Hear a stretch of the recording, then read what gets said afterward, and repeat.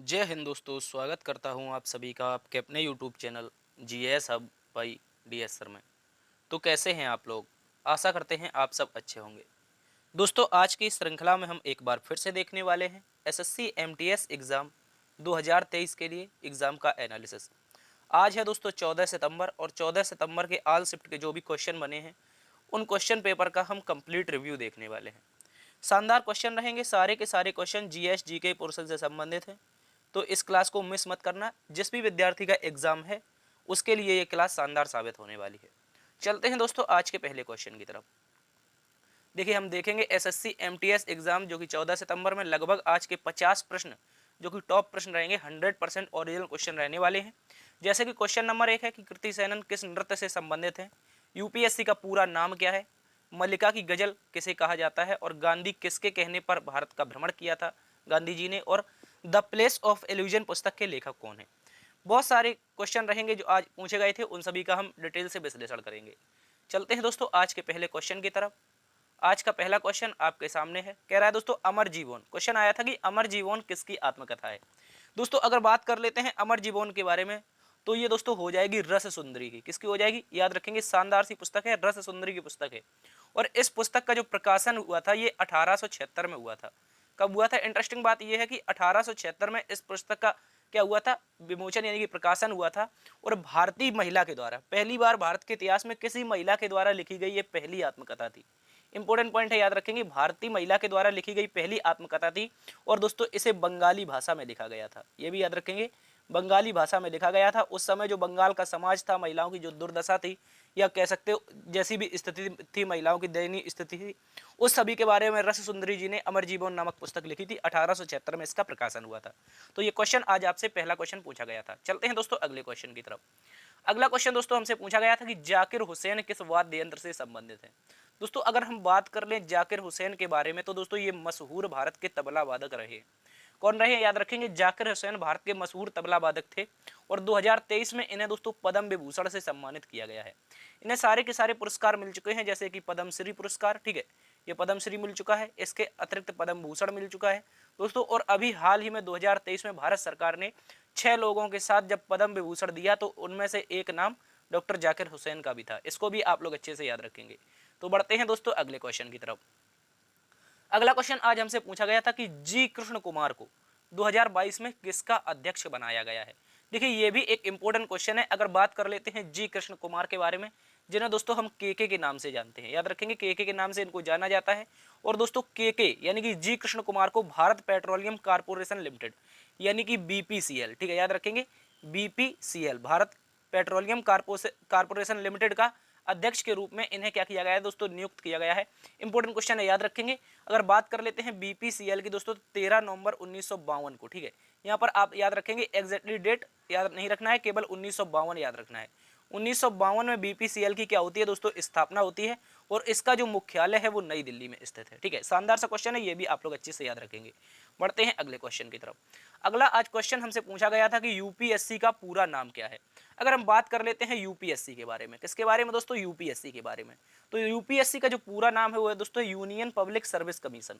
क्या नाम है? शानदार सा क्वेश्चन है, इसको याद रखेंगे, यूनियन पब्लिक सर्विस कमीशन यानी कि संघ लोक सेवा आयोग। या तो हिंदी में पूछा गया होगा या फिर इंग्लिश में, ठीक है, याद रखेंगे, संघ लोक सेवा आयोग हिंदी में कहते हैं, जबकि यूनियन पब्लिक सर्विस कमीशन किसे कहते हैं? इंग्लिश में कहते हैं इसको। और दोस्तों जो यूपीएससी है इसका जो संविधान में उल्लेख मिलता है ये भाग 15 में मिलता है। किसमें दोस्तों? याद रखेंगे, भाग 15 में, ठीक है, भाग 15 में इसका शायद उल्लेख मिलता है। एक मिनट, सॉरी, यहाँ पर भाग 15 नहीं होगा, भाग 14 होगा, ठीक है। क्या होगा दोस्तों? याद रखेंगे, भाग 14। भाग 15 में तो आपका निर्वाचन आयोग है, ठीक है। जो भाग 15 है इसमें क्या है? इलेक्शन कमीशन है भाग 15 में, ठीक है, याद रखेंगे, इलेक्शन कमीशन भाग 15 में। जबकि भाग 14 में हमारा मिलता है यूपीएससी। और यूपीएससी अनुच्छेद 315 से 323 तक शामिल है, याद रखेंगे, 315 से 323 तक अनुच्छेद में शामिल है हमारा यूपीएससी। और यूपीएससी के वर्तमान जो हेड है वो डॉक्टर मनोज सोनी है, ये भी याद रखेंगे। बढ़ते हैं अगले क्वेश्चन की तरफ। अगला क्वेश्चन दोस्तों हमसे पूछा गया था कि 13 ताली लोक नृत्य किस राज्य से संबंधित है। ऐसा क्वेश्चन आया था कि 13 ताली के बारे में पूछा गया, तो याद रखेंगे ये हो जाएगा राजस्थान से।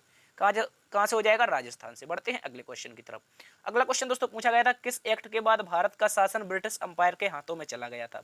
यह भी एक इंपॉर्टेंट क्वेश्चन है। याद रखेंगे जब भारत में 1857 का विद्रोह हुआ था, यानी कि जो भारत का प्रथम स्वतंत्रता संग्राम हुआ था, इस दौरान जब अंग्रेज भारत के स्वतंत्रता सेनानियों से हार मानने लगे, तो उन्होंने क्या किया, अलग अलग क्या किया, इनका जो नेतृत्व कर रहे थे नेता, उनको दबाया। और उसके बाद 1858 में एक एक्ट आया था। 1858 में जो एक्ट आया था, उसके तहत जो भारत का शासन कंपनी के पास था, वो ब्रिटिश अंपायर के हाथों में चला गया था, यानी कि ब्रिटिश क्राउन के हाथों में। इंपॉर्टेंट क्वेश्चन है, अच्छे से याद रखेंगे। बढ़ते हैं अगले क्वेश्चन की तरफ।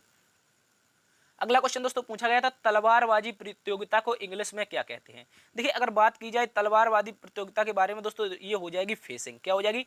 इंग्लिश में तलवारबाजी को दोस्तों फेसिंग कहा जाता है। ऐसा क्वेश्चन पूछा गया था, ये भी इंपॉर्टेंट क्वेश्चन है, ठीक है, याद रखेंगे। चलते हैं अगले क्वेश्चन की तरफ। अगला क्वेश्चन दोस्तों पूछा गया था कि विवेकानंद रॉक मेमोरियल कहाँ पर स्थित है? अगर हम बात कर लेते हैं विवेकानंद रॉक मेमोरियल के बारे में, तो इसका राइट आंसर हो जाएगा दोस्तों कन्याकुमारी। क्या हो जाएगा? कन्याकुमारी में स्थित है विवेकानंद रॉक मेमोरियल। अति महत्वपूर्ण क्वेश्चन है, इसको भी आप लोग अच्छे से याद रखेंगे। बढ़ते हैं अगले क्वेश्चन की तरफ। अगला क्वेश्चन दोस्तों हमसे कह रहा था कि सत्रिया लोक नृत्य किस राज्य से संबंधित है? यह भी क्वेश्चन आया था, मोस्ट इंपोर्टेंट क्वेश्चन है दोस्तों। सत्रिया की अगर बात की जाए तो दोस्तों ये असम राज्य से संबंधित है। कहां से? असम से। और इसका जो सत्रिया लोक नृत्य है, इसे जब शास्त्रीय नृत्य का दर्जा दिया गया, याद रखेंगे जब शास्त्रीय नृत्य का दर्जा दिया गया, तो उस समय जो डेट थी, या कह सकते हैं उस समय जो समय था, वो 2000 ईस्वी का था, ठीक है, 2000 ईस्वी में, यानी कि अभी 2000 में क्या मिला था? सत्रिया लोक नृत्य को शास्त्रीय नृत्य का दर्जा मिला था, ठीक है। शानदार सा क्वेश्चन है, इसको भी याद रखेंगे। नवीनतम क्लासिकल डांस है। चलते हैं अगले क्वेश्चन की तरफ। अगला क्वेश्चन दोस्तों पूछा गया था, गांधी जी ने किसके कहने पर 1 साल भारत भ्रमण किया था? देखिए अगर बात कर ली जाए महात्मा गांधी जी के बारे में, तो ये जब 1893 में अफ्रीका गए थे, उसके बाद 9 जनवरी, याद रखेंगे, अफ्रीका जाने के बाद 9 जनवरी 1915 को भारत आए। और दोस्तों गांधी जी चाहते थे कि ये भी भारतीय जो आंदोलन हो रहे हैं विभिन्न प्रकार के, इनमें भाग लिया जाए, लेकिन गांधी जी को समझ में नहीं आ रहा था क्या किया जाए। तो गांधी जी के उस समय राजनीतिक गुरु थे गोपाल कृष्ण गोखले। गोपाल कृष्ण गोखले ने गांधी जी को बताया कि आप पहले भारत का भ्रमण कीजिए, उस तरह से जाइए, भारत की मनोदशा देखिए, और जिस स्थान पर आंदोलन की जरूरत है गांधी जी, उस स्थान पर आप जाइए, जिसके तहत आपका जो योगदान होगा भारत के आंदोलनों में, वो भी अहम माना जाएगा, ठीक है। गोपाल कृष्ण गोखले ने कहा था, इसलिए गांधी जी ने गोपाल कृष्ण गोखले को क्या बनाया था? राजनीतिक गुरु बनाया था, ठीक है। तो गोपाल कृष्ण गोखले के कहने पर ये 1 साल भारत भ्रमण करे थे, ठीक है। चलते हैं अगले क्वेश्चन की तरफ।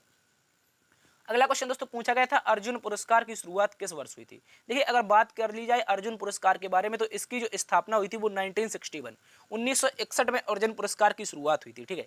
और दोस्तों ये खिलाड़ी को दिया जाता है। किसको दिया जाता है? किसी भी खेल से संबंधित जो खिलाड़ी होगा, कोई भी खेल हो, उससे संबंधित जो उत्कृष्ट योगदान देगा खेल में, या फिर अच्छा परफॉर्मेंस करेगा, तो उसको क्या दिया जाएगा? अर्जुन पुरस्कार दिया जाएगा। और लगातार 4 वर्षों तक, याद रखेंगे, लगातार 4 वर्षों तक अच्छा परफॉर्मेंस करना चाहिए, ठीक है। चलते हैं अगले क्वेश्चन की तरफ। अगला क्वेश्चन दोस्तों हमसे पूछा गया था, वर्ष 2000 में ओडिसी नृत्य के लिए पद्म विभूषण किसे प्राप्त हुआ? देखिए अगर बात कर ली जाए पद्म विभूषण के लिए वर्ष 2000 में किसे मिला था, तो याद रखेंगे केलूचरण महापात्रा को, ठीक है। ओडिसी शास्त्रीय नृत्य जो कि, इसके लिए केलूचरण महापात्रा को क्या मिला था? पद्म विभूषण मिला था, ठीक है। और पद्म विभूषण प्राप्त करने वाले दोस्तों ये प्रथम ओडिसी व्यक्ति थे। ये भी क्वेश्चन पूछा जाता है कि प्रथम ओडिसी व्यक्ति जिसे क्या मिला? पद्म विभूषण मिला। तो याद रखेंगे प्रथम ओडिसी जो व्यक्ति थे, ये केलूचरण महापात्रा थे, जो कि आपके ओडिसी शास्त्रीय नृत्य से संबंधित थे। चलते हैं अगले क्वेश्चन की तरफ। अगला क्वेश्चन दोस्तों पूछा गया था, the place of illusion, the place of illusion पुस्तक के लेखक कौन है? ऐसा भी क्वेश्चन आया था।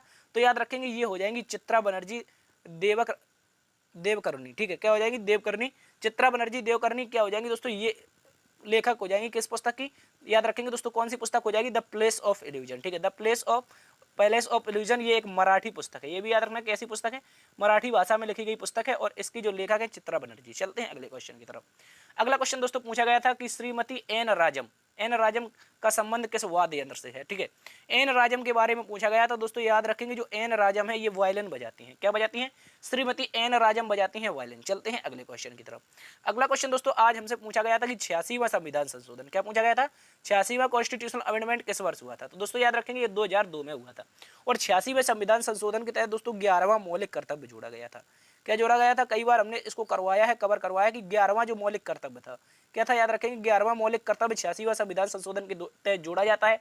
और दोस्तों इसमें एक फंडामेंटल राइट भी जोड़ा जाता है, जो कि आर्टिकल 21A में जोड़ा गया था। ये भी याद रखेंगे।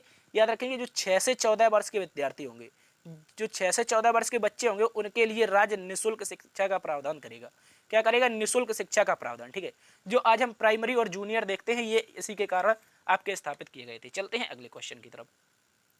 अगला क्वेश्चन दोस्तों कह रहा है कि भारतीय ओलंपिक संघ का नया अध्यक्ष किसे बनाया गया है। यह भी क्वेश्चन हमने आपको करवाया था कि क्वेश्चन ऐसा पूछा जा सकता है। जब इंपॉर्टेंट क्वेश्चन करवा रहे थे तब बताया था कि भारतीय ओलंपिक संघ का जो अध्यक्ष बनी है वो श्रीमती पीटी उषा बनी है। दोस्तों इन्हें पयोली एक्सप्रेस के नाम से जानते हैं। ठीक है, याद रखेंगे ये केरल राज्य से संबंधित है और केरल राज्य में एक गाँव पड़ता है पयोली, उसी कारण इन्हें पयोली एक्सप्रेस कहा जाता है। ठीक है, और उसके अतिरिक्त दोस्तों इन्हें उड़न परी भी कहा जाता है। क्या कहा जाता है, उड़न परी। ये भी आप लोग अच्छे से याद रखेंगे। तो पीटी उषा आपकी आईओ यानी कि इंडियन ओलंपिक एसोसिएशन की क्या बनी है दोस्तों, हेड बनी है। चलते हैं अगले क्वेश्चन की तरफ। अगला क्वेश्चन पूछा गया था कि बिहार का जनसंख्या घनत्व कितना है। अगर हम बात कर लेते हैं बिहार का जनसंख्या घनत्व 2011 के जो सेंसस हुए थे इनमें 1106 बिहार का जनसंख्या घनत्व नापा गया था। ठीक है, और भारत का सबसे अधिक जनसंख्या घनत्व वाला राज्य कौन था, तो याद रखेंगे बिहार था। और इसका जो सेंसस के अनुसार घनत्व था वो कितना था, 1106 व्यक्ति प्रति वर्ग किलोमीटर। चलते हैं अगले क्वेश्चन की तरफ। अगला क्वेश्चन दोस्तों हमसे पूछा गया था कार्बोहाइड्रेट शरीर में किस प्रकार से परिवर्तित होते हैं। तो याद रखेंगे जो कार्बोहाइड्रेट होते हैं वो शर्करा के रूप में हमारे शरीर में परिवर्तित होते हैं। और जो ये शर्करा बनता है इस शर्करा को क्या कहते हैं दोस्तों, ग्लूकोज कहते हैं। ठीक है, बहुत इंपॉर्टेंट क्वेश्चन है, ये भी याद रखेंगे। जो कार्बोहाइड्रेट परिवर्तित करके जिस शर्करा का निर्माण होता है उस शर्करा को क्या कहा जाता है दोस्तों, ग्लूकोज कहा जाता है। ये भी अति महत्वपूर्ण क्वेश्चन है। बढ़ते अगले क्वेश्चन की तरफ। अगला क्वेश्चन दोस्तों हमसे पूछा गया था अटला टेडी पर्व कहां पर मनाया जाता है। देखिए अगर बात कर ली जाए अटला टेडी की तो ये एक प्रकार का क्या होता है दोस्तों, करवा चौथ होता है। क्या होता है, करवा चौथ। देखिए जो आपकी जो तेलुगु भाषा है, कौन सी भाषा है, तेलुगु। और तेलुगु जो भाषा है इसमें करवा चौथ को क्या कहा जाता है दोस्तों, याद रखेंगे अटला टेडी पर्व कहा जाता है। ठीक है, तेलुगु भाषा में करवा चौथ को अटला टेडी पर्व कहते हैं। यह आंध्र प्रदेश और तेलंगाना वाले क्षेत्र में मनाया जाता है। ठीक है, इसको भी याद रखेंगे। चलते हैं अगले क्वेश्चन की तरफ। अगला क्वेश्चन दोस्तों हमसे पूछा गया था कि कृति सेनन किस शास्त्रीय नृत्य से संबंधित है। ऐसा क्वेश्चन आया था कि जो कृति सेनन है किस क्लासिकल डांस से संबंधित है। तो याद रखेंगे इन्होंने 8 वर्ष की अवस्था से इन्होंने क्या सीखना शुरू कर दिया था, कथक सीखना शुरू कर दिया था।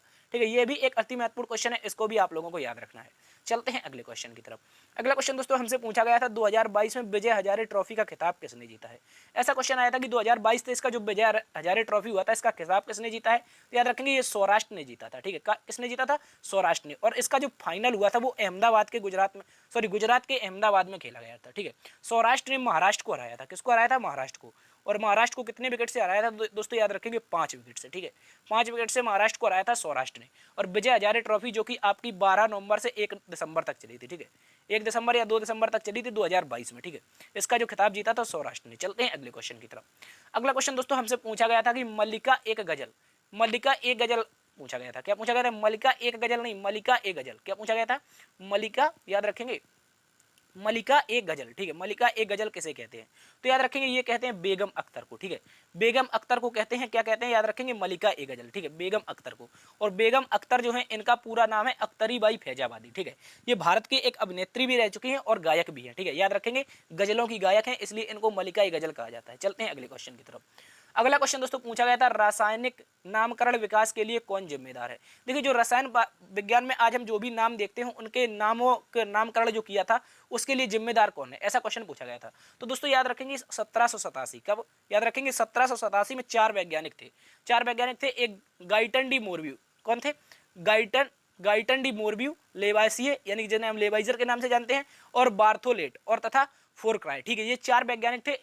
इन्होंने मिलकर के एक पुस्तक का निर्माण किया था। उनमें सभी रासायनिक जितने भी तत्व हुए थे उनका नामकरण किया था। ठीक है, और आज क्वेश्चन का ऑप्शन दिया गया था एंटोनी लेवाइजर, यानी कि जो लेवाइसियर हैं। ठीक है, इनका नाम दिया गया था ऑप्शन में, तो ये लेवाइसियर सही उत्तर हो जाएगा। ठीक है, चलते हैं अगले क्वेश्चन की तरफ। अगला क्वेश्चन दोस्तों पूछा गया था कि एक दिन में सबसे अधिक गाने गाने का रिकॉर्ड जो Guinness book of world record है ये किस भारतीय पासर गायक के नाम है। तो दोस्तों याद रखेंगे ये हो जाएगा कुमार सानू के नाम।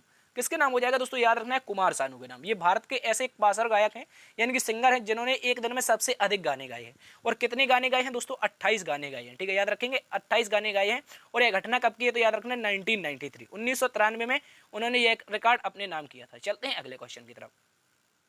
अगला क्वेश्चन दोस्तों पूछा गया था कोणार्क नृत्य महोत्सव कब मनाया जाता है। ठीक है, डेट पूछा गया था इसका कोणार्क नृत्य महोत्सव का। ठीक है, तो दोस्तों अगर बात कर लेते हैं कोणार्क नृत्य महोत्सव के बारे में तो ये 1 दिसंबर से 5 दिसंबर प्रतिवर्ष ओडिशा राज्य में मनाया जाता है। कहां पर मनाया जाता है, याद रखेंगे ओडिशा में। ठीक है, याद रखेंगे बहुत इंपॉर्टेंट क्वेश्चन है कोणार्क नृत्य महोत्सव। और कोणार्क का जो सूर्य मंदिर है जिसे हम ब्लैक पगोड़ा कहते हैं, ये हमारा उड़ीसा में पड़ता है। चलते हैं अगले क्वेश्चन की तरफ। अगला क्वेश्चन दोस्तों पूछा गया था ट्रेन टू पाकिस्तान पुस्तक किसने लिखी है। ऐसा क्वेश्चन आया था कि ट्रेन टू जो पाकिस्तान पुस्तक है ये किसने लिखी है। ठीक है, तो दोस्तों ये पुस्तक लिखी थी खुशवंत सिंह ने। किसने लिखी थी? खुशवंत सिंह ने। ये क्वेश्चन आपका सीजीएल में पूछा जा चुका है, जो एसएससी सीजीएल का एग्जाम हुआ था अभी उसमें पूछा गया था, इसको याद रखेंगे। इसके अतिरिक्त सीएचएसएल में ये मोस्ट इंपोर्टेंट क्वेश्चन है, कोई भी आपका एसएससी का एग्जाम हो तो ये क्वेश्चन जरूर देखने को मिलेगा। चलते हैं अगले क्वेश्चन की तरफ। अगला क्वेश्चन दोस्तों हमसे पूछा था 1909 में कौन सा अधिनियम आया था। देखिए अगर बात कर लेते हैं 1909 की, तो दोस्तों इस समय आया था मार्ले मिंटो एक्ट। कौन आया था? मार्ले मिंटो एक्ट आया था, जिसमें जो पृथक निर्वाचन दिया गया था मुस्लिम पक्ष को। किसको? याद रखेंगे, भारत के जो मुसलमान थे इनको पृथक निर्वाचन देने की घोषणा की गई थी 1909 में मार्ले मिंटो एक्ट के तहत। ठीक है, याद रखेंगे। चलते हैं अगले क्वेश्चन की तरफ। अगला क्वेश्चन दोस्तों पूछा गया था कि दयानंद सरस्वती ने युवाओं के लिए कौन सी समाज की स्थापना की थी। देखिए हमें पता है कि दयानंद सरस्वती ने कौन सी समाज की स्थापना की थी दोस्तों? आर्य समाज की। किसकी की थी? याद रखेंगे, आर्य समाज की। ठीक है, आर्य समाज। और ये जो आर्य समाज थी ये किसके, इसमें जो कार्य करने वाले व्यक्ति थे वो सारे के सारे युवा थे। कैसे थे? युवा। इस कारण आज क्वेश्चन क्या घुमा के पूछा गया आपसे कि युवाओं के लिए कौन सी समाज स्थापित की गई थी। तो याद रखेंगे इसका राइट आंसर भी आर्य समाज होगा। ठीक है, और 10 अप्रैल 1875 को इसकी स्थापना हुई थी। चलते हैं अगले क्वेश्चन की तरफ। अगला क्वेश्चन दोस्तों पूछा गया था कि यॉर्कर शब्दावली किस खेल से संबंधित है। देखिए इसको तो बच्चा बच्चा जानता होगा, आई थिंक जो भी क्रिकेट खेलता होगा वो तो जानता ही होगा कि यॉर्कर जो बॉल होती है ये किससे संबंधित है? क्रिकेट से संबंधित है। ठीक है, ये एक बॉल, एक प्रकार की बॉल होती है जो गेंदबाज के द्वारा फेंकी जाती है। जैसे ये मान लीजिए 3 स्टंप है और 3 स्टंप से यदि आप 3 मीटर की दूरी के अंतर्गत, मान लीजिए यहाँ पर बल्लेबाज बल्लेबाजी कर रहा है तो यहाँ पर 3 मीटर की दूरी के अंतर्गत जब आप बॉल डालते हैं तो इसे यॉर्कर बॉल कहते हैं। ठीक है, याद रखेंगे। चलते हैं अगले क्वेश्चन की तरफ। अगला क्वेश्चन दोस्तों पूछा गया था कि विटामिन बी की कमी से कौन सा रोग होता है। ठीक है, याद रखेंगे, विटामिन बी की कमी से होता है दोस्तों वेरी वेरी रोग। कौन होता है? Very very. Most important question है, इसको भी आप लोग अच्छे से याद रखेंगे। ठीक है, चलते हैं अगले क्वेश्चन की तरफ। अगला क्वेश्चन दोस्तों पूछा गया था भारतीय नागरिकों की मतदान की आयु क्या है। ऐसा क्वेश्चन आया था कि भारतीय नागरिकों की जो मतदान करने की आयु यानी कि वोट डालने की जो उम्र है वो कितनी है। तो दोस्तों न्यूनतम आयु पूछी गई थी। कैसे पूछी गई थी? न्यूनतम। और न्यूनतम आयु हमारी है कितनी? 18 वर्ष, यानी कि 18 वर्ष न्यूनतम आयु है। दोस्तों इसको भी आप लोगों को अच्छे से याद रखना है। इससे पहले जो न्यूनतम आयु हुआ करती थी वो 21 वर्ष हुआ करती थी। कितनी हुआ करती थी? 21 वर्ष। और दोस्तों राजीव गांधी सरकार में, याद रखेंगे, राजीव गांधी सरकार में एक संशोधन होता है जिसे 61वां कॉन्स्टिट्यूशनल अमेंडमेंट कहा जाता है। 61वां संविधान संशोधन होता है 1989 में। ठीक है, 88 का एक्ट था और 1989 में ये संशोधन हो गया था। ठीक है, याद रखेंगे। और राजीव गांधी जी ने जो वोट डालने की उम्र थी वो 21 वर्ष से घटाकर क्या कर दी थी? 18 वर्ष कर दी थी। इंपॉर्टेंट क्वेश्चन है, इसको भी याद रखेंगे। चलते हैं अगले क्वेश्चन की तरफ। अगला क्वेश्चन दोस्तों पूछा गया था बहुआयामी। ठीक है, यहाँ पर पूछा गया था बहुआयामी। क्या पूछा गया था? बहुआयामी गरीबी सूचकांक। ठीक है, बहुआयामी जो हमारा गरीबी सूचकांक है एमपीआई। ठीक है, इसके बारे में जो इंडेक्स में भारत की रैंक है ऐसा क्वेश्चन पूछा गया था कि भारत की रैंक कौन सी है। दोस्तों याद रखेंगे ये हो जाएगी 109 देश थे टोटल। इस सूचकांक में कितने देश थे? याद रखेंगे दोस्तों 109 देश थे। और 109 देशों में भारत को जो स्थान प्राप्त हुआ है वो 66 प्राप्त हुआ है। कौन सा? 66। और ये जो सूचकांक था ये हमारा सितंबर 2021 में लॉन्च किया गया था। इसको भी आप लोग अच्छे से याद रखेंगे। ठीक है, चलते हैं अगले क्वेश्चन की तरफ। अगला क्वेश्चन दोस्तों पूछा गया था अमन सहरावत। ठीक है, क्या पूछा गया था? जो अमन सहरावत है, ऐसा क्वेश्चन आया था कि अमन सहरावत। ठीक है, याद रखेंगे, अमन सहरावत के बारे में क्वेश्चन पूछा गया था। और पूछा गया था कि वर्ल्ड रेसलिंग चैंपियनशिप में क्या पूछा गया था दोस्तों? याद रखेंगे, वर्ल्ड रेसलिंग चैंपियनशिप में गोल्ड जीता है, वह किस कैटेगरी में जीते थे। ठीक है, वह किस कैटेगरी में शामिल थे। दोस्तों अगर बात कर ली जाए अमन सहरावत की, तो अमन सहरावत एक 16 साल का भारतीय युवा रेसलर है। ठीक है, याद रखेंगे। और इसने 16 वर्ष की उम्र में 57 किलोग्राम फ्री स्टाइल में, ठीक है याद रखेंगे, 57 किलोग्राम फ्री स्टाइल में अंडर 23 में क्या जीता था? गोल्ड मेडल जीता था। ठीक है, याद रखेंगे, अंडर 23 में गोल्ड मेडल जीता था 16 साल की उम्र में। इंपॉर्टेंट क्वेश्चन है, इसको भी याद रखेंगे। ठीक है, मोस्ट इंपॉर्टेंट क्वेश्चन। अगला क्वेश्चन दोस्तों हमसे पूछा गया था कि हिमालय का सबसे दक्षिणी हिस्से को क्या कहते हैं। ठीक है, देखिए हिमालय की अगर बात की जाए तो यहाँ पर हिमालय को 3 भागों में बांटते हैं। ठीक है, देखिए एक अपार अपना उत्तरी हिमालय, दूसरा मध्य हिमालय, तीसरा शिवालिक। ठीक है, तो जो सबसे निचला हिस्सा है दोस्तों याद रखेंगे इसको शिवालिक कहते हैं। और इससे भी जो ऊपर का हिस्सा है जो जम्मू कश्मीर लद्दाख वाला हिस्सा है इसे दोस्तों ट्रांस हिमालय कहा जाता है। क्या कहा जाता है? ट्रांस हिमालय। इसको भी याद रखेंगे। ठीक है, इसमें हमारी जास्कर, कैलाश और काराकोरम ये सारी की सारी पाई जाती हैं। ठीक है, चोटियाँ। और जो हमारा हिमालय का सबसे दक्षिणी हिस्सा है इसे शिवालिक कहा जाता है। ठीक है, चलते हैं अगले क्वेश्चन की तरफ। अगला क्वेश्चन दोस्तों पूछा गया था बृहदेश्वर मंदिर का निर्माण किसने कराया था। यह भी एक इंपॉर्टेंट क्वेश्चन है और कई बार एग्जाम में ऐसा क्वेश्चन एज इट इज देखने को मिला है। दूसरी याद रखेंगे राजराज प्रथम। कौन था? राजराज प्रथम नामक एक व्यक्ति था जो कि चोल वंश का प्रतापी शासक था। ठीक है, याद रखेंगे, चोल वंश का एक प्रतापी शासक था राजराज प्रथम। ठीक है, और उसी के द्वारा दोस्तों तंजौर में, कहां पर, जैसे हम वर्तमान में तंजावुर के नाम से जानते हैं, किसके नाम से? तंजावुर के नाम से। और इसको तंजौर में क्या बनवाया था दोस्तों? याद रखेंगे, भगवान शिव के लिए किसके लिए? भगवान शिव के लिए बृहदेश्वर मंदिर का निर्माण करवाया था। अति महत्वपूर्ण क्वेश्चन है, इसको भी आप लोग अच्छे से याद रखेंगे। और ये जो मंदिर है दोस्तों द्रविड़ शैली में बना हुआ है, क्योंकि हमें पता है कि दक्षिण भारत के जितने भी मंदिर है वो किस शैली में बनते हैं? द्रविड़ शैली में। तो इंपॉर्टेंट क्वेश्चन है, इसको भी याद रखेंगे। ठीक है, चलते हैं अगले क्वेश्चन की तरफ। अगला क्वेश्चन दोस्तों पूछा गया था कि पाकिस्तान अपना स्वतंत्रता दिवस कब मनाता है? ऐसा भी क्वेश्चन आया था, तो याद रखेंगे इसका जो राइट आंसर होगा वो 14 अगस्त हो जाएगा। क्या हो जाएगा दोस्तों? 14 अगस्त हो जाएगा। इंपॉर्टेंट है, इसको याद रखेंगे। ठीक है, तो पाकिस्तान अपना स्वतंत्रता दिवस कब मनाता है? 14 अगस्त को। लेकिन भारत 14 अगस्त को कौन सा दिवस मनाता है? ये भी इंपॉर्टेंट बन जाता है। ठीक है, भारत 14 अगस्त को कौन सा दिवस मनाता है? ठीक है, ये अभी हमने दूसरी बार मनाया है इस बार। ठीक है, याद रखेंगे। और जो ये दिवस है इसको दोस्तों नाम दिया गया था विभाजन विभीषका दिवस। क्या दिया गया था? याद रखेंगे, विभाजन विभीषका दिवस। ठीक है, क्योंकि ये एक छोटा भाई पागल होकर के भारत से अलग हो गया था। ठीक है, विभाजन विभाजन विभीषका। ठीक है, याद रखेंगे, विभाजन विभीषिका, विभाजन विभीषका दिवस मनाया था। ठीक है, याद रखेंगे। और 14 अगस्त को ये दूसरी बार मनाया गया इस बार 2023 में। ठीक है, तो इंपॉर्टेंट क्वेश्चन है, पाकिस्तान अपना 14 अगस्त को क्या मनाता है? स्वतंत्रता दिवस, जबकि भारत में मनाया जाता है विभाजन विभीषका दिवस। ठीक है, इंपॉर्टेंट क्वेश्चन है, याद रखेंगे। अगला क्वेश्चन दोस्तों हमसे पूछा गया था, उत्तर प्रदेश में एक परिवार की पहचान के लिए मुख्यमंत्री ने कौन सी योजना लॉन्च की है? इस तरह से क्वेश्चन आया था कि जो उत्तर प्रदेश में फैमिली है पूरी, उस फैमिली की जो पूरी पहचान बनेगी वो किस कारण बनेगी? तो दोस्तों याद रखेंगे, उत्तर प्रदेश ने एक योजना लॉन्च की है जिसे हम नाम दिया है फैमिली कार्ड योजना। क्या नाम दिया है? मुख्यमंत्री यूपी फैमिली आईडी कार्ड योजना। ठीक है, याद रखेंगे, फैमिली आईडी कार्ड योजना इसको नाम दिया गया है। ठीक है, तो याद रखेंगे उत्तर प्रदेश की योजना है। चलते हैं अगले क्वेश्चन की तरफ। अगला क्वेश्चन दोस्तों पूछा गया था, अर्जुन सिंह धुर्वे किस राज्य से संबंधित हैं जिन्हें 2022 में पद्मश्री मिला था? देखिए दोस्तों, जो अर्जुन सिंह धुर्वे हैं ये क्या है दोस्तों? एक गायक है। क्या है? गायक है। ठीक है, याद रखेंगे, ये क्या है? एक गायक है। और कैसे गायक है? तो याद रखना है, ये लोकगीतों के गायक है। किसके? लोकगीत जो भी होते हैं बुंदेलखंड वाले क्षेत्र में, बघेलखंड वाले क्षेत्र में, इससे संबंधित हैं ये अर्जुन सिंह धुर्वे। और 2022 में दोस्तों इन्हें क्या मिला था? पद्मश्री। और ये मध्य प्रदेश राज्य से संबंधित है। ठीक है, इंपॉर्टेंट है, ये भी याद रखेंगे कहाँ से संबंधित है दोस्तों? मध्य प्रदेश से। अति महत्वपूर्ण क्वेश्चन है, इसको याद रखना है। तो क्या है? ये एक लोकगीत के गायक हैं और 2022 में पद्मश्री मिला था। ठीक है, याद रखेंगे। अगला क्वेश्चन दोस्तों पूछा गया था कि ring of fire, ring of fire किस महासागर से संबंधित है? तो ये क्वेश्चन आपका रिपीट हुआ था। क्या हुआ था दोस्तों? ये क्वेश्चन आपका रिपीट हुआ था। मोस्ट इंपोर्टेंट क्वेश्चन है, इसको याद रखेंगे। जो रिंग ऑफ फायर की जो स्थान है ये आपका प्रशांत महासागर में पड़ता है। कहाँ पर? प्रशांत महासागर में। और जो रिंग ऑफ फायर है ये कुछ इस तरह से एरिया है, प्रशांत महासागर हमारा कुछ इस तरह से दिखाई देता है। ठीक है, और इसमें एक एरिया है, ये एरिया है जापान के नीचे और फिलीपींस के बगल में। तो दोस्तों इस एरिया को रिंग ऑफ फायर कहा जाता है। क्यों कहा जाता है? क्योंकि यहाँ पर इस स्थान पर सर्वाधिक ज्वालामुखी आते हैं, सर्वाधिक सुनामी आती है, सर्वाधिक भूकंप उठते हैं। ठीक है, इसको भी याद रखेंगे। तो जितनी भी घटनाएं होती हैं, अर्थक्वेक वगैरह जो भी आता है, तो ये इसी एरिया में सर्वाधिक आता है। ठीक है, तो इस कारण इसे नाम दिया गया है रिंग ऑफ फायर, जो कि प्रशांत महासागर में स्थित है। इंपॉर्टेंट क्वेश्चन है, इसको भी याद रखेंगे। दोस्तों ये थी आज की क्लास। आशा करते हैं जो आज के हमने टॉप 50 क्वेश्चन कवर किए हैं वो आपको पसंद आए होंगे। दोस्तों यदि पसंद आए हैं और एग्जाम से रिलेटेड क्वेश्चन है तो इस सेशन को एक बार से लाइक कर देना है, दोस्तों में सेशन को शेयर जरूर करना है। ठीक है, जिस भी विद्यार्थी का एग्जाम है उसके लिए ये सेशन शेयर करना है। ठीक है, यदि चैनल पर नए हैं और अभी तक सब्सक्राइब नहीं किया है तो इसको सब्सक्राइब भी कर लेना है। ठीक है, और अपने कमेंट बॉक्स में आंसर छाप के बताने हैं। ठीक है, जो भी क्वेश्चन हमने सेशन नहीं कवर कर पाए हैं वो आप लोग कमेंट बॉक्स में छाप के बता सकते हैं। और देखते रहिए जीएस बाय डीएस सर। बड़ों का सम्मान करना, छोटों को प्यार देना। तब तक के लिए अपना भी ख्याल रखना। मिलते हैं कल एक नई क्लास में नई ऊर्जा के साथ। तब तक के लिए जय हिंद, जय भारत।